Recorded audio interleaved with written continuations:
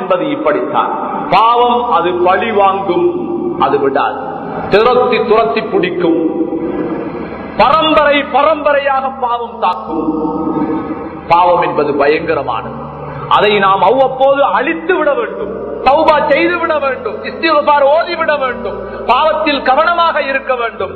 அதை நாம் மறந்து செயல்பட்டால் அந்த பாவம் சுத்தி சுத்தி எமது வாழ்வை அது அழிக்கும், பாக்கியங்களை கெடுக்கும், தலையெழுத்தை மாற்றும், சோதனைகளை கொண்டு வந்து சேர்க்கும், நோய்க்கு மேல் நோய்களை, சந்தோஷம் இல்லா நிலைமைகளை எல்லாம் உருவாக்கும் என்பதை ஹதீசுகளின் மூலமாக காண முடிகின்றது.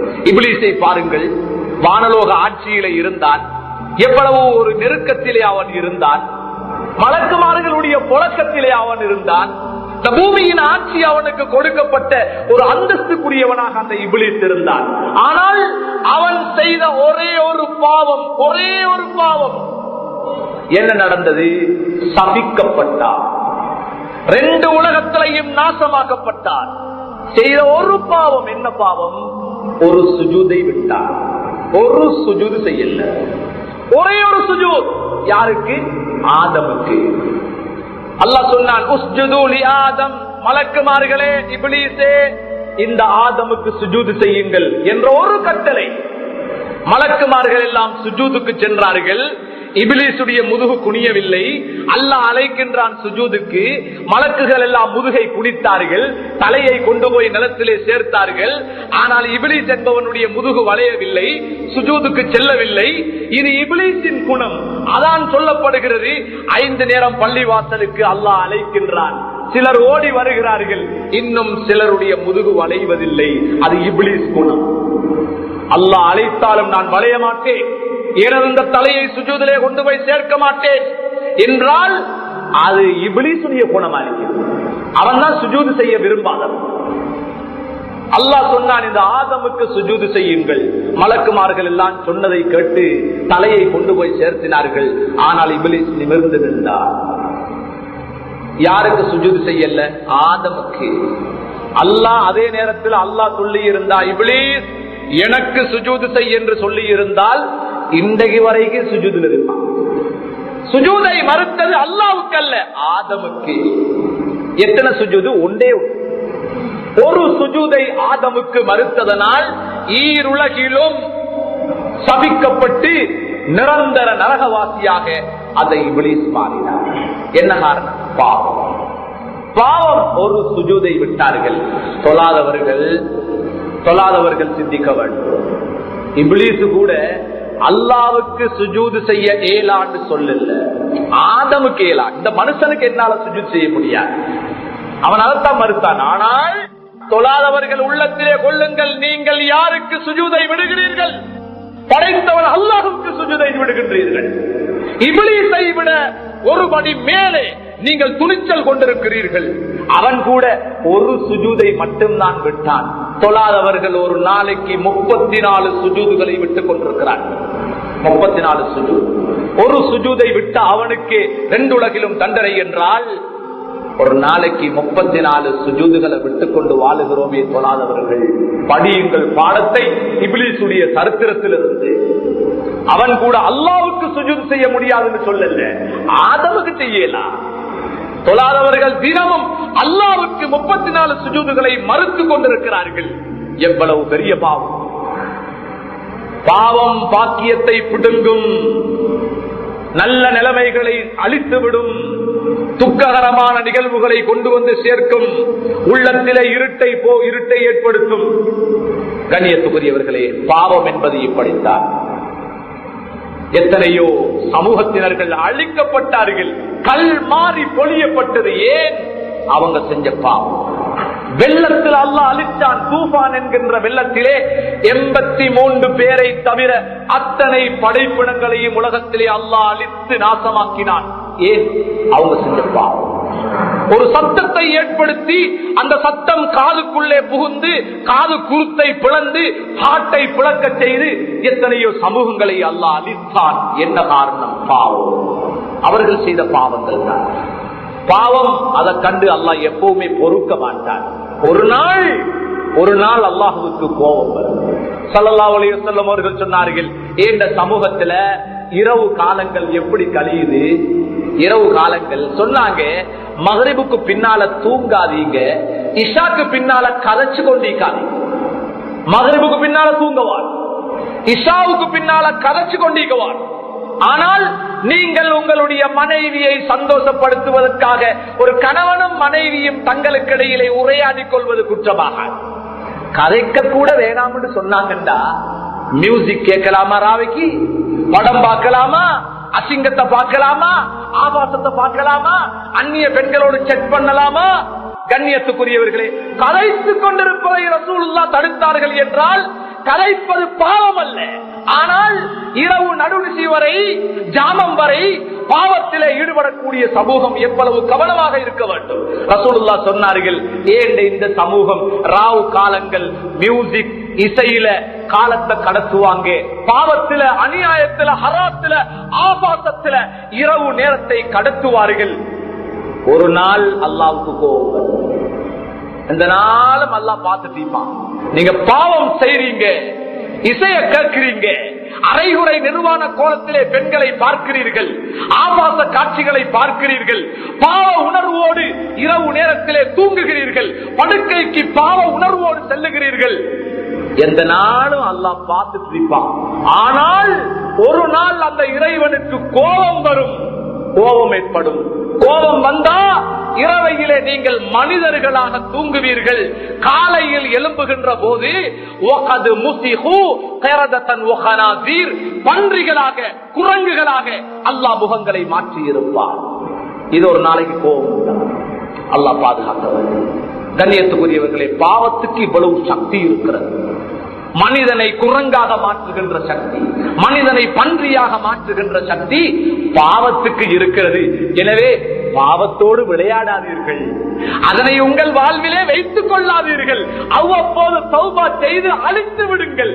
அதை நீங்கள் அழிக்கவில்லை என்றால் அது உங்களை அழிக்கும், அது உங்களை தேடி வரும், உங்களுடைய சொத்தை அழிக்கும், உங்களுடைய சந்தோஷத்தை அழிக்கும், உங்களுடைய குடும்பத்தை அழிக்கும், உங்களுடைய ஆரோக்கியத்தை அழிக்கும், உங்கள் கண்ணியத்தை அழிக்கும், உங்கள் மன நிம்மதியை குலைக்கும். பாவத்துக்கு அவ்வளவு சக்தி இருக்கிறது. கண்ணியத்துக்குரியவர்களே, ஸல்லல்லாஹு அலைஹி வஸல்லம் அவர்கள் செய்த ஒரு சின்ன தப்பு என்ன? அல்லாஹ்வுடைய ஏற்பாடு.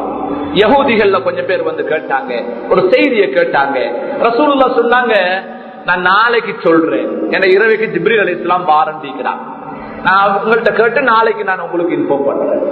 ஆனால் ரசூலுல்லாஹ் ஒரு இன்ஷா அல்லாஹ்வை சொல்ல விட்டு விட்டார், ஒரு இன்ஷா அல்லாஹ் சொல்ல மறந்து விட்டார்கள். இதனால என்ன நடந்தது? ரசூலுல்லாஹ்வுடைய வாழ்வில் நடந்த ஒரு சின்ன பிழை அல்லாஹ் உங்களுடைய பாடத்துக்காக ஏற்படுத்தியது. அந்த இன்ஷா அல்லாஹ்வை ரசூலுல்லாஹ் விட்டதனால் அன்று இரவு வரவிருந்த ஜிப்ரீல் வராமல் விட்டு விட்டார்கள். பாவம் செய்வது பாக்கியத்தை கெடுக்கும், நல்ல சந்தர்ப்பங்களை தொலைத்து விடும். வரவிருந்த ஜிப்ரீல் வரவில்லை, நாளை சொல்லுகிறேன் என்று ரசூலுல்லாஹ் சொன்னார்கள். யஹூதிகள் வந்து கேட்கிறார்கள், எங்கே? எங்களுடைய கேள்விக்கு பதில். ரசூலுல்லாஹ் வாயடைத்து நிற்கிறார்கள், கவலைப்படுகிறார்கள். என்ன இந்த மக்கள் நையாண்டி பண்ணுகிறார்களே, நோண்டி பண்ணுகிறார்களே, நாளைக்கு சொல்றேன்னு பெருசா சொன்னீங்களே, எங்க எங்களுடைய கேள்விக்கு பதில காணலையே, எங்க உங்களுடைய ஜிப்ரீல், உங்களுடைய அல்லாஹ் எங்கே? உங்களை கைவிட்டு விட்டான், இனி உங்களோட கதை முடிஞ்சு போச்சு, நீங்க இனி நடு ரோட்ல. இப்படி எல்லாம் குத்து வார்த்தைகள் கதைக்க தொடங்கி 10-15 நாள் எவ்வளவு கவலைப்பட்டிருப்பாங்க, எவ்வளவு மனம் நொந்திருப்பார்கள். இதுக்கெல்லாம் என்ன காரணம்? ஒரு இன்ஷா அல்லாஹ்வை விட்டார்கள். கண்ணியத்துக்குரியவர்களே, எங்கே தாக்குகிறது என்று பாருங்கள். தவறுகள் வாழ்விலே ஏற்படவிருக்கும் பாக்கியங்களை பிடுங்கி விடுகிறது. 15 நாளைக்கு பின்னால ஜிப்ரீல் அலைஹிஸ்ஸலாம் வாராங்க. வந்து ரசூலுல்லாஹ் நொந்து போய், இனி விடுபட்டு போய், இனி என்னோடு அல்லாஹ் கோபித்து விட்டானா, என்னை கைவிட்டு விட்டானா, இனி ஜிப்ரீல் வரமாட்டார்களா, அல்லாஹ்வுடைய தொடர்பு எனக்கு இல்லாமல் போய்விடுமா, இனி நான் நபி இல்லாமல் போய்விடுவேனா என்றெல்லாம் சிந்தித்து பல நாட்கள் வேதனைப்பட்டார்கள் செய்த ஒரு தவறுக்காக. அங்கே ஆயத்து இறங்குகிறது, வலா தகூலன்ன லிஷைஇன் இன்னி ஃபாயிலுன் ஸாலிக கதா இல்லா அன் யஷா அல்லாஹ். நபியே, நாளை ஒரு காரியத்தை செய்வேன் என்று இன்ஷா அல்லாஹ் சொல்லாமல் சொல்லாதீர்கள். நாளை ஒரு காரியத்தை செய்வேன் என்று சொல்லும் போது இன்ஷா அல்லாஹ்வை சொல்லிக் கொள்ளுங்கள் என்று அல்லாஹ் நபிக்கு பாடம் படிப்பிக்கின்றார். கண்ணியத்துக்குரியவர்களே, இதே இன்ஷா அல்லாஹ்வை சுலைமான் அலைஹிஸ்ஸலாம் அவங்க சொல்ல விட்டுட்டாங்க. ஒரு இன்ஷா அல்லாஹ்வை விட்டுட்டாங்க. அதனால அல்லாஹ் அவங்களுக்கு கொடுத்த சோதனை என்ன தெரியுமா? அவர்களுடைய மரணம் வரும் வரைக்கும் குழந்தை பாக்கியம் இல்லாம போச்சு. ஒரு இன்ஷா அல்லாஹ் விட்டாங்க, மௌத்தாவம் காட்டி குழந்தை இல்லை. பாவம் பாக்கியத்தை கெடுக்கும். நல்ல பல சந்தர்ப்பங்களை அது தொலைத்து விடும். கண்ணியத்துக்குரியவர்களே, இதுதான் பாவத்தின் ரகசியம். எனவேதான் எங்களுடைய வாழ்விலே சின்ன பாவம் பெரிய பாவம் என்று பார்க்கக்கூடாது, அனைத்தையும் விட்டுவிட வேண்டும். ரசூலுல்லாஹ் சொன்னாங்க, தஹலத் இம்ராத்துன் அன்னார ஃபீ ஹிர்ரத்தின் ஹபஸத்ஹா. ஒரு பொம்பளை ஒரு பூனைய சாப்பாடு கொடுக்காம அடைச்சு வச்சிருந்தா பசியில சத்து போச்சு. இதனால இவள் செய்த பாவம் ஒரு பூனையை கொண்ட பாவம். அல்லாஹ் அவளுக்கு கொடுத்த தண்டனை என்ன தெரியுமா? தஹலத் அன்னார், அவளை அல்லாஹ் நரகத்திலே அனுப்பிவிட்டார். ஒரு பூனையை கொண்டது நரகம் போறதுக்கு காரணமாக. இதுதான் பாவத்தின் விளைவுகள். கண்ணியத்துக்குரியவர்களே, பனு இஸ்ராயில் அவர்களுடைய அந்த சந்ததியிலே ஒரு வாலிபர் ரோட்ல நடக்கிறார். இன்றைக்கு எங்கட வாலிபர்கள் ஒரு ட்ரௌசரை போட்டுட்டா, ஒரு கலுஷனை போட்டுட்டா, முடிய கொஞ்சம் ஜெல் அடிச்சு வாழ்ந்துட்டா, அவர்களுடைய பெருமை அவர்களுடைய தலைக்கு மேலே. நான் யார், நான் எப்படிப்பட்டவன், என அந்தஸ்து என்ன, என அழகு என்ன, தன்னையே மறந்து விடுகின்றார்கள். பெருமை அவர்களுடைய தலையை மீறி விட்டது. இப்படியான ஒரு நடை நடக்கின்றார்கள். குர்ஆனிலே அல்லாஹ் தடை விதிக்கின்றான், வலா தம்ஷி ஃபில் அர்தி மர்ஹா. பூமியிலே நீ பெருமை அடித்தவனாக நடக்காதே. அல்லாஹ்வுடைய தடை, பெருமை அடிக்காதே. உன்ன கலசன் உனக்கு பெருமையை தரப்படாது, உன்ன தலைமுடி உனக்கு பெருமையை உண்டாக்கப்படாது, உனது நடை உனது பெருமையை உண்டாக்கப்படாது. அல்லாஹ்வுடைய தடை.